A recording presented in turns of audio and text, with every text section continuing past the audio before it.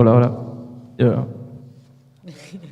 Ramón, yo sí. quería preguntarte Bienvenido a mi referente mundo. a, por ejemplo, la entidad que en Estados Unidos, la Electronic Frontier Foundation, que se encarga, sin ánimo de lucro, se encarga de defender un poco Internet como un espacio para compartir cultura y mantenerlo así. ¿Sería posible o existe alguna entidad similar en España? Y si no existe, ¿por qué y qué haría falta para que existiese? Sí. No existe ninguna equivalente y se ha intentado muchas veces. Yo he estado en los círculos de personas que han hablado alguna vez de esto. Pero la verdad es que nunca se ha dado el paso. Falta de dinero, falta de tiempo y al final no se dio y es fundamental. Esto que tienen en Estados Unidos es para envidiarlo, pues aquí no lo hay. Aquí se creó XGAE, que al final se cambió el nombre a X, que no es la EFF, ni mucho menos, pero que ofrecen algún servicio por lo menos de asesoría y que funciona bastante bien. Pero no tenemos un sistema de defensa legal potente al que poder acudir. En España no existe. Alguna vez he estado en esos círculos donde se ha hablado, nunca se dio el paso.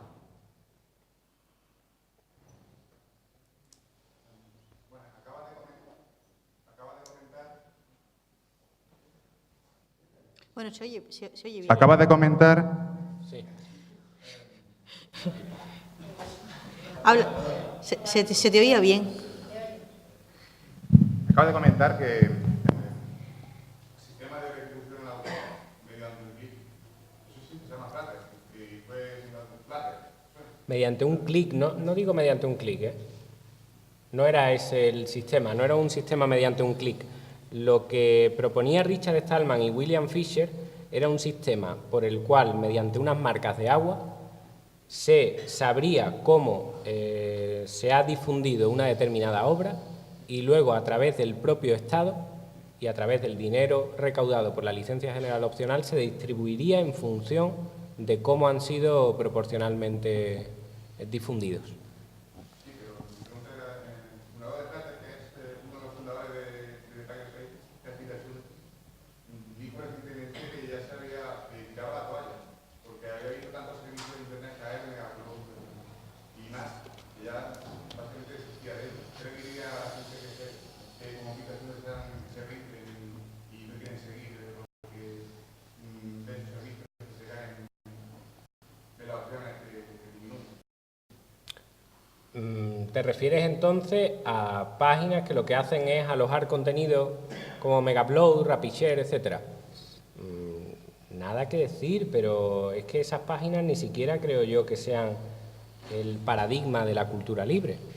Es decir, son páginas que tienen un gran almacén donde la gente puede subir contenidos y que fueron atacadas fundamentalmente contra Megaupload, lo que creó un efecto cadena que hizo que muchas otras cerraran y hoy en día hay una gran cantidad de ellas que siguen funcionando con normalidad. En mi opinión, incluso si consiguieran cerrar estas páginas, que bueno, es posible porque está centralizado y hay nombres y apellidos, eso no cambia la realidad y la realidad es que mientras existan las redes peer-to-peer, siempre existirá el intercambio.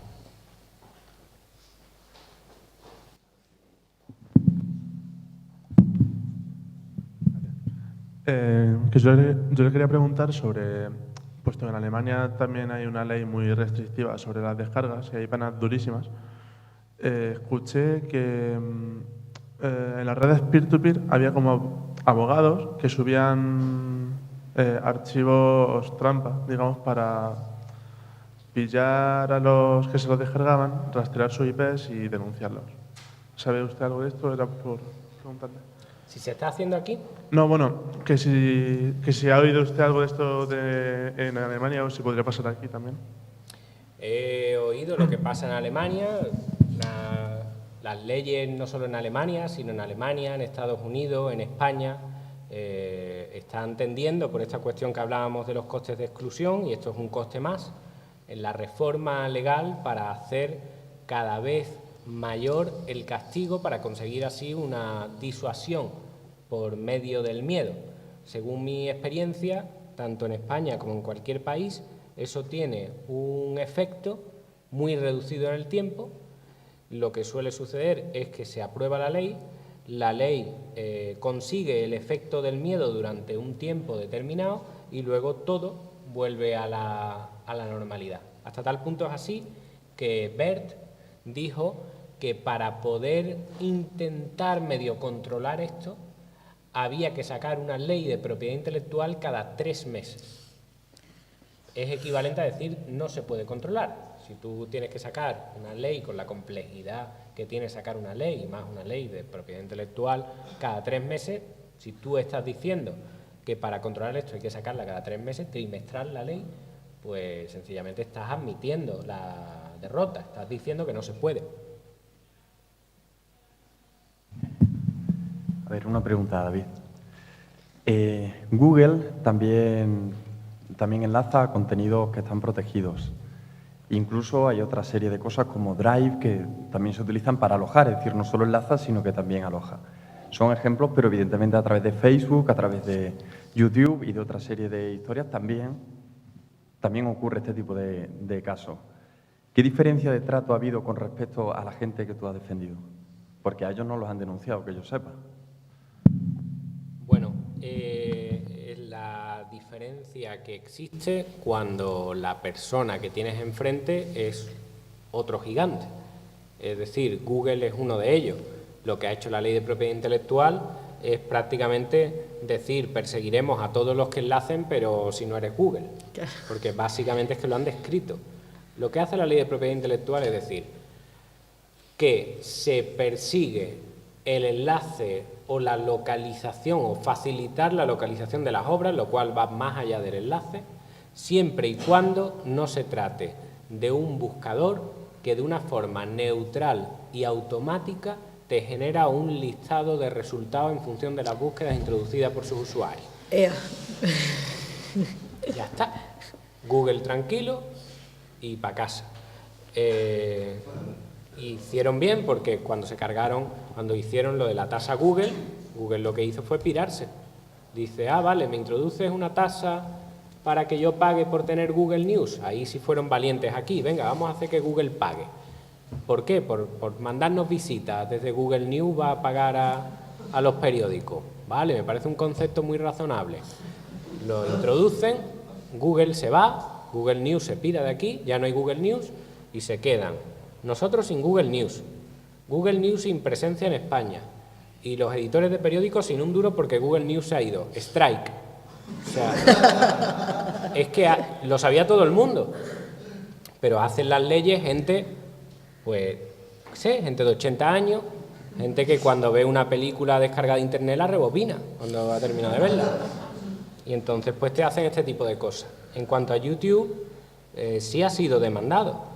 Fue demandado por Telecinco, porque decía que tenía programas de estos, los programas culturales de Telecinco estaban en YouTube.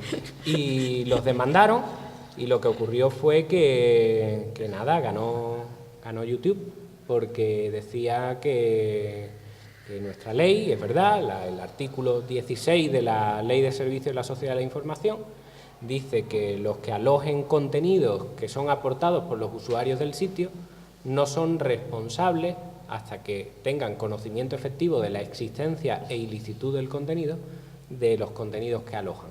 Por lo tanto, cuando un sitio web está formado por las aportaciones masivas e incontrolables de sus propios usuarios, el titular de ese sitio no es responsable de lo que aloja hasta que alguien le dice, oiga, tiene usted eso aquí, de forma fehaciente y que deje prueba, tiene usted algo aquí.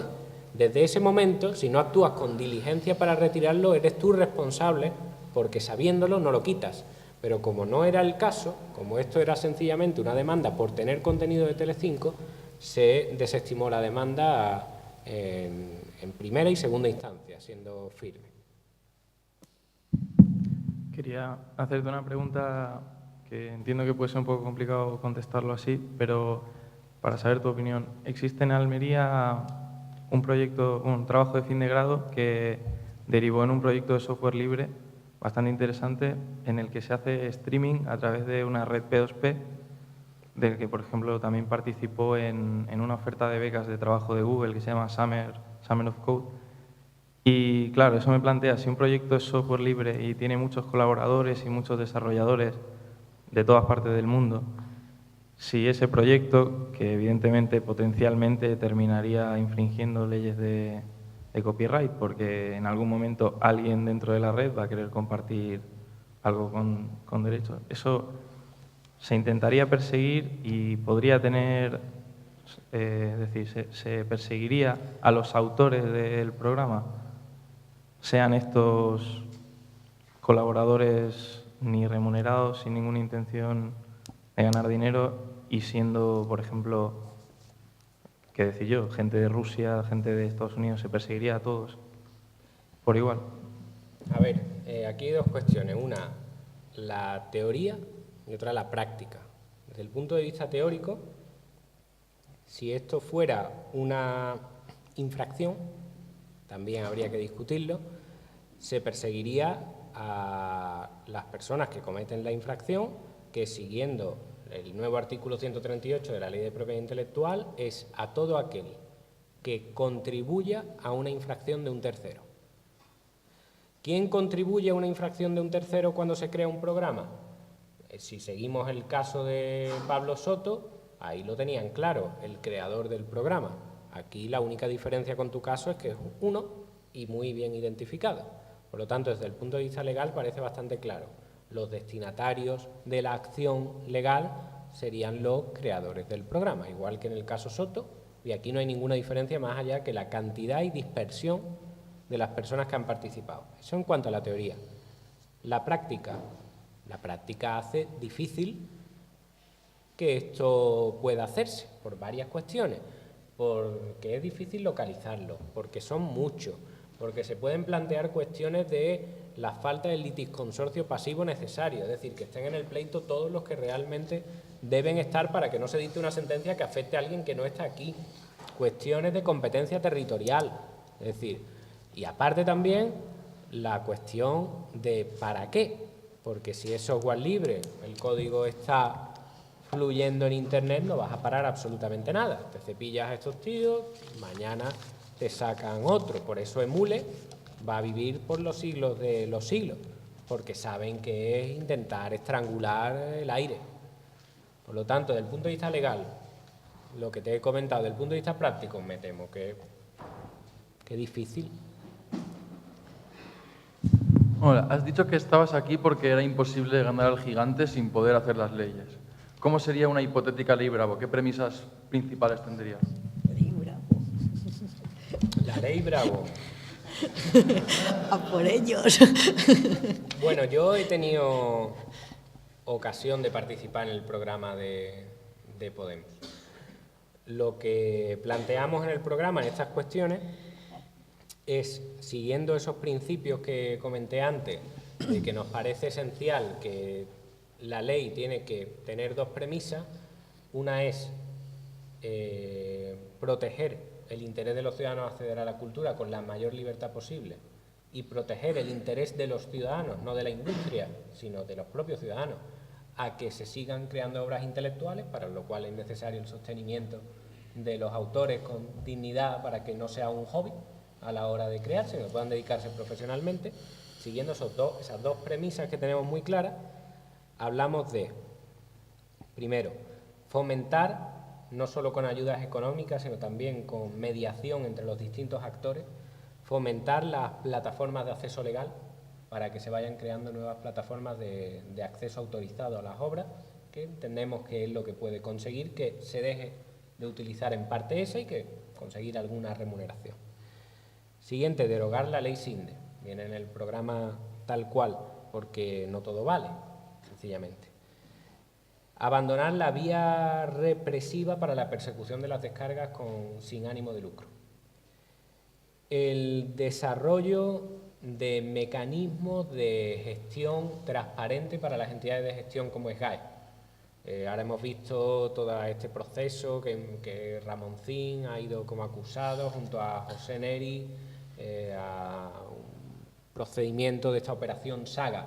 Bueno, pues sin perjuicio de que obviamente presumo inocente a todos los acusados hasta que se diga lo contrario, eso no quita que la Comisión Nacional de Competencia dijo que había que hacer determinadas cosas con las entidades de gestión, entre ellas que hubiese mayor democracia interna, que hubiese una gestión transparente o más transparente de tanto el dinero que se reparte como de cuál es el criterio para repartirlo, y la relajación de los requisitos necesarios para crear entidades de gestión, porque hoy en día hay 8 entidades de gestión y cada una se dedica a un tipo de derecho concreto, de tal manera que tienen el monopolio sobre ese tipo de derecho, solo puedes ir a esa entidad de gestión.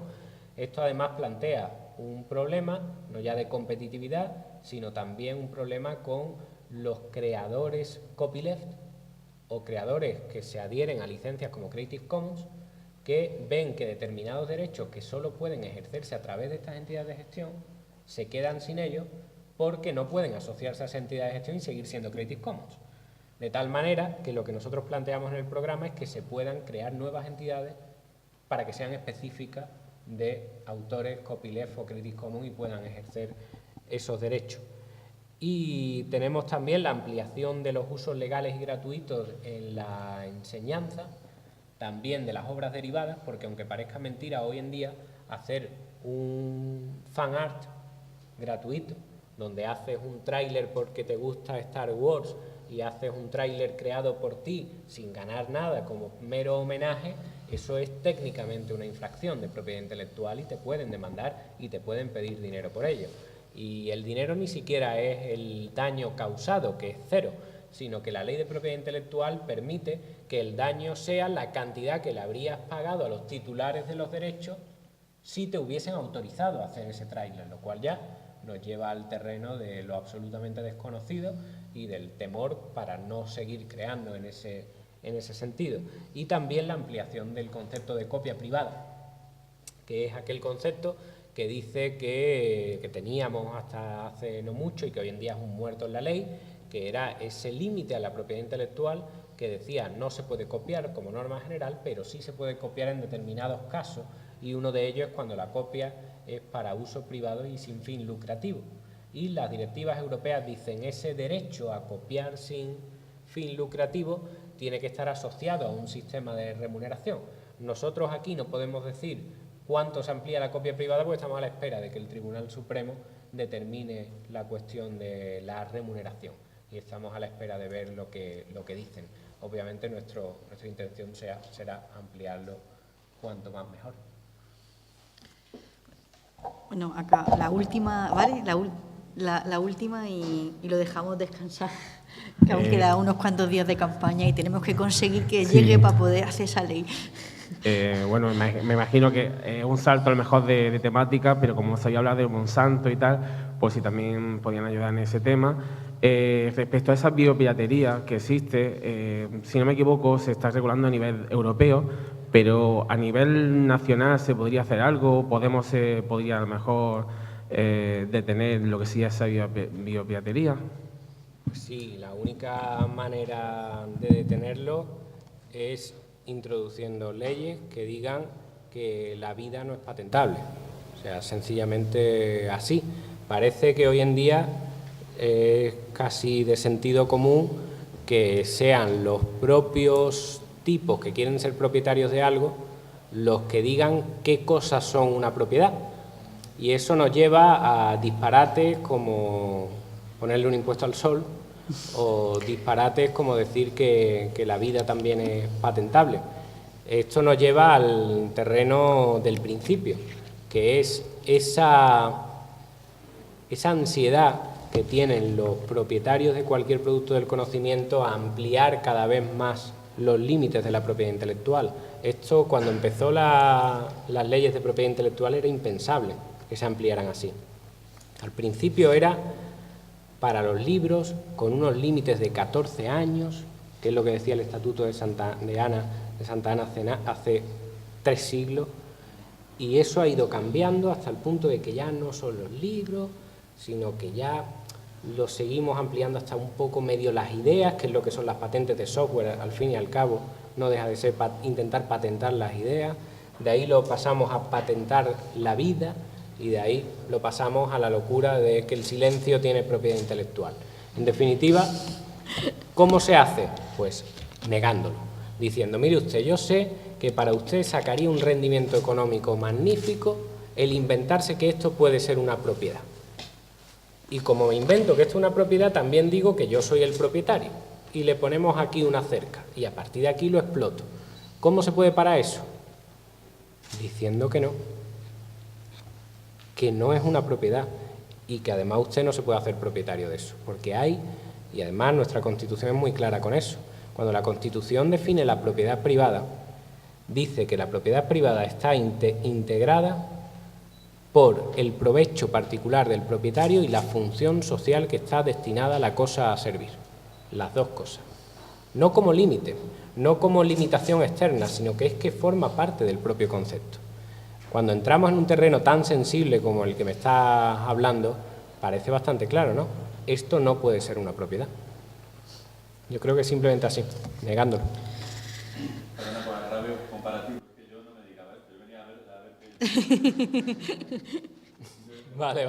Me gustaría hacerte una pregunta nada más. Sí. ¿No crees que habría que hacer...? Yo soy autor, ¿vale? O sea, yo estoy en las GAE y hago contenidos y estoy, en fin... Lo que quería decirte es que creo que hay algo que todavía tenemos que dilucidar y es que no todo es cultura. Quiero decir, hay que hacer un apartado de lo que es ocio y de lo que es cultura, que hay una línea muy amplia, pero que evidentemente hay que delimitar. Sí. Porque no todo es cultura, ni todo el ocio es cultura, ni toda la cultura es ocio, ¿no? Sin duda. Y entonces ahí es donde yo creo que deberíamos también incidir, primero con la educación, ¿no? Y luego también me hubiera gustado también que por tu parte hubieras hecho algún pequeño bosquejo de la defensa de la propiedad intelectual. Quiero decir, si es que tienes alguna defensa de la propiedad intelectual, porque hasta ahora lo que has hablado son interfugios, problemas que ha habido legales, faltas, por supuesto, legales, las que tú has entrado como abogado para poder escabullir o defender a tu protegido. Pero los que no somos ni Monsanto, ni somos Warner, ni somos y que hacemos contenido, nos hemos quedado con los pantalones bajados, ¿no? Quiero decir que tenemos una indefensión muy grande por parte de todo el mundo. Y los pequeñitos, que somos los que vivimos de esto como podemos, no estoy haciendo propaganda, pues realmente estamos como fuera de sitio, ¿no? No sabemos cuál es la industria ahora mismo, antes sabíamos muy claro cuál era el objetivo, cómo podíamos poner contenidos y cuál iba a ser el rédito. Por cierto, propiedad intelectual siempre es en tanto en cuanto haya lucro. La famosa esta historia de que te van a venir a cobrar SGAE en la lucha porque estás silbando, no es cierto. Si alguien hace cualquier contenido y no hay ninguna... De hecho, están exentos de derechos de autor las obras que se aplican, por ejemplo, a conferencias y a educación, ¿no? No, empiezo por lo último. No, la ley de propiedad intelectual exige para que haya infracción únicamente que se dé la explotación del derecho de propiedad intelectual. La palabra explotación nos lleva a la idea de esa palabra desde el punto de vista no jurídico como explotación en términos económicos. La ley de propiedad intelectual define en términos jurídicos lo que es la palabra explotación, que es simplemente ejercer el derecho. De tal manera que la comunicación pública no lucrativa de otro en unos actores eran niños con discapacidad intelectual. Podemos entrar en ese debate, pero... La explotación no lucrativa de la sobre la cuestión una remuneración y pueda seguir creando. Y lo que nos hemos inventado para que eso funcione se llama propiedad intelectual, que ha entrado en crisis con el avance de las nuevas tecnologías. Ante esa crisis no cabe defender la herramienta, porque eso es solo una herramienta. Lo único que cabe es la idea de crear una nueva, que la podemos llamar como queramos, pero que consiga el mismo fin, que es, como he dicho varias veces durante la conferencia, que el autor pueda dedicarse a esto para que siga creando obras, para así nosotros tener algo a lo que acceder, porque nos interesa a nosotros mismos. Por lo tanto, si no ve defensa de la propiedad intelectual, es sencillamente porque lo que se defiende no es la herramienta, se defiende el fin. Y el fin, la única manera de conseguirlo para mí, es la vía de la remuneración alternativa de la que hemos estado hablando y de los nuevos modelos de negocio. Eso es todo, amigos. Gracias. Muchas gracias.